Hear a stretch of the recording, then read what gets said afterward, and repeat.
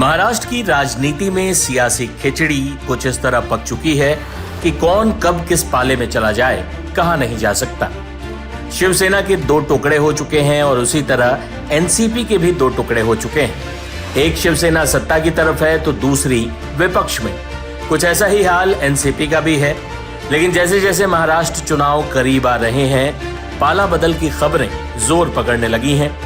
5 बार महाराष्ट्र के उप मुख्यमंत्री रह चुके अजीत पवार के बारे में खबरें तैर रही हैं कि वो एक बार फिर पाला बदल सकते हैं। चाहे पीएम मोदी की मुंबई रैली में उनके किसी कैंडिडेट का ना जाना हो या बटेंगे तो कटेंगे जैसे नारों का खुलकर विरोध करना हो, अजीत पवार के तेवर बदले हुए लग रहे हैं। इसके अलावा उद्योगपति गौतम अडानी पर उनका एक बयान सुर्खियों में रहा था।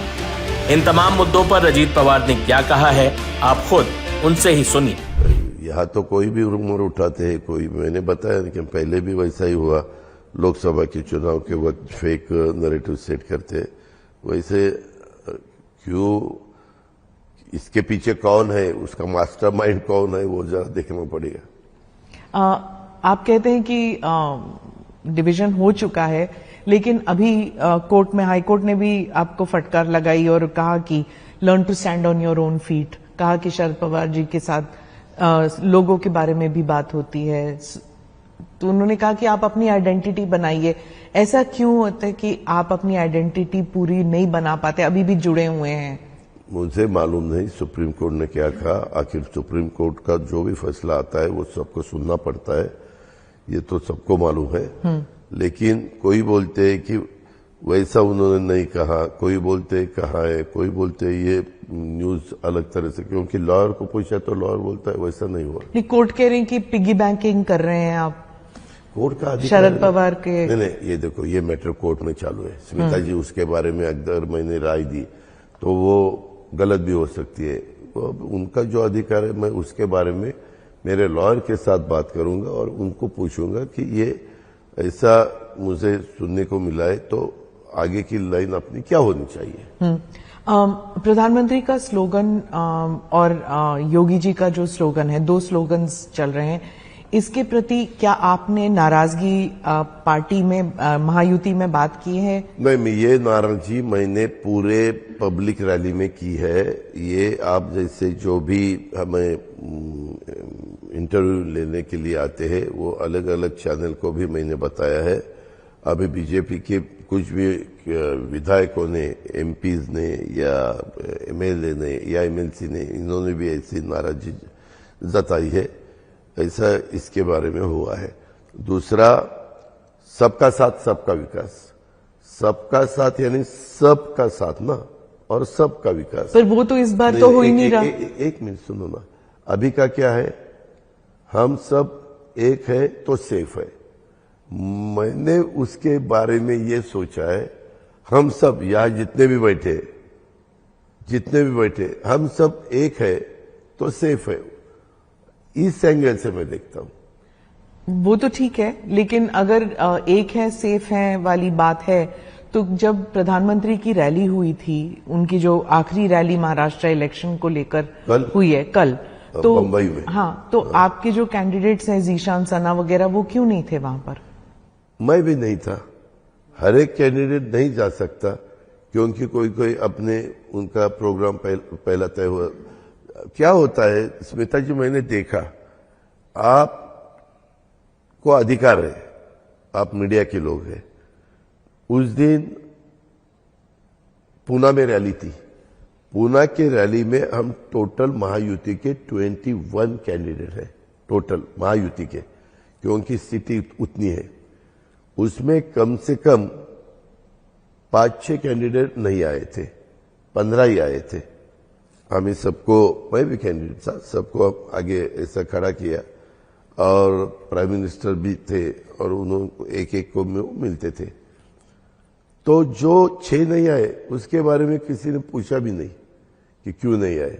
लेकिन यहां जिशान और कोई नहीं आया तो वो क्यों नहीं आया, यानी हर एक का देखने का तरीका, जरा सोच अलग रहती है, ऐसा मेरा कहना है।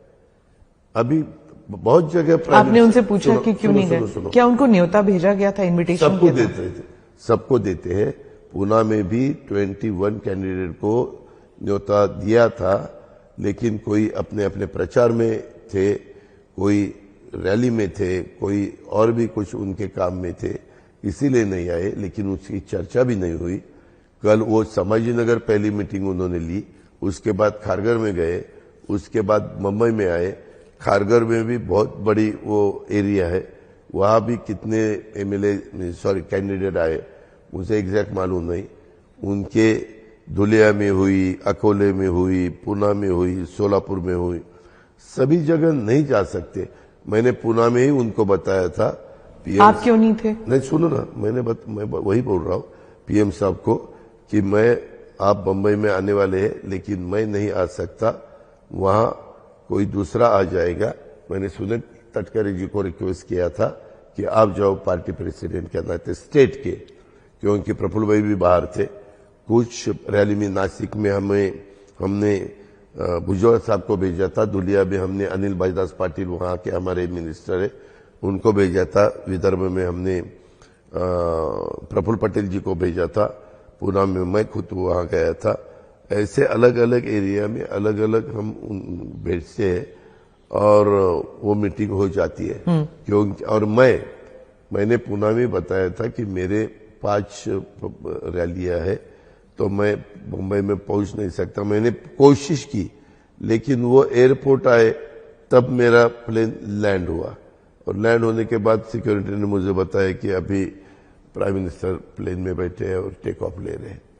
आपने टिकट दिया नवाब मलिक, सना को दिया टिकट, नवाब मलिक को टिकट दिया। महायुति के लोग नाराज थे आपसे कि आपने टिकट दिया, इसके बावजूद आपने उनको टिकट दिया। कल वो थे नहीं, सना को नहीं दिए, सना को बारे में नाराज नहीं थे। नवाब मलिक के बारे में क्या है ऐसे राज कि नवाब मलिक को आपको टिकट देना ही पड़ा? वो क्या जानते हैं कि इतनी बेबसी थी कि आपको देना ही पड़ा उनको टिकट? क्योंकि उनके ऊपर जो एलिगेशन हुए हैं वो सिद्ध हुए हैं। वो कोर्ट में वैसा कुछ फैसला है। मैं भी किसी के ऊपर यहां बैठे ये तीनों ने अंडरवर्ल्ड के साथ इनके संबंध है संबंध। ऐसा कैसा चलता है स्मिता जी? पर ये तो खुलेआम कहा गया है। आपके ही जो सहकर्मी हैं महायुति के, उन्होंने कहा है कि अंडरवर्ल्ड के साथ संबंध है। ना, सबके लिए कहा है, अलग अलग लोगों के बारे में एलिगेशन है, लेकिन वो सिद्ध होना चाहिए। उसके बारे में कोर्ट में फैसला होके उनको, अगर कोर्ट ने कुछ डिसीजन दिया तो हम सोचेंगे ना, लेकिन खाली आरोप है। अभी राजीव गांधी के ऊपर भी बोफोर्स के आरोप थे। सरकार गिरी ना उनकी बोफोर्स की वजह से। बराबर है ना, गिरी, लेकिन ये ऐसा ही सिचुएशन तैयार करते हैं। मेरे ऊपर भी ऐसे एलिगेशन हुए और बाद में वो हमारी सरकार गई। वैसा ही सोचते हैं सब, ऐसा नहीं तो होना चाहिए। लेकिन क्या हमारी यहाँ डेमोक्रेसी है, डेमोक्रेसी में कोई भी किसी के ऊपर कुछ भी एलिगेशन कर सकते हैं और चलाते हैं। एक और एलिगेशन जो आपके एक बयान को लेकर हुआ अडानी जी के बारे में, कि वो उस वाली मीटिंग में थे जहां पर अमित शाह थे, आप थे। नहीं, मैंने कहा ना वो नहीं थे। लेकिन मीडिया का एक इंटरव्यू है जहां शरद पवार जी कहते हैं वो थे उस मीटिंग में। नहीं थे। गेस्ट हाउस अलग अलग, ये मीटिंग अलग अलग एरिया में होती है। जैसे यहाँ हम बैठे, कोई देवगिरी में होती है, कोई सागर में होती है, कोई वर्षा में होती है, कोई और अलग होटल में होती है, कोई और दूसरी जगह होती है, गेस्ट हाउस में होती है, ऐसे अलग अलग जगह। पर आपने क्लियरली उसमें कहा है कि अडानी थे वहां पर। मैंने वहां क्या अडानी के गेस्ट हाउस पे हम बैठे थे। एक स्टेट का गवर्नमेंट बनाने के लिए इंडस्ट्री वालों का काम ही नहीं होता। तो वही तो लोग कह रहे हैं कि उनका क्या काम था वहां पर? नहीं था। हाँ, मैंने उसके बारे में कहा कि ये देखो, कभी कभी हम हमारे काम में इतने बिजी रहते हैं स्मिता जी। अभी सुबह 2 इंटरव्यू दिए, अपना तीसरा है, चौथा है, हमारा आगे का भी अभी 5 जगह मीटिंग के लिए जाना, ये है वो है।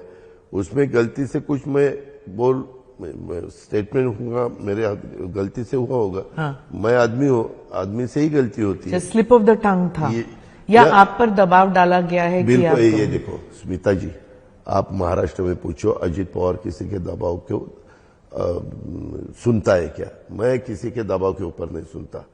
मैं यहाँ बैठा हूं, मुझे किसी के दबाव का कोई कारण नहीं है। मैंने किसी का बिगाड़ा नहीं, किसी ने मेरा बिगाड़ा नहीं, तो भी मैं बिल्कुल नहीं।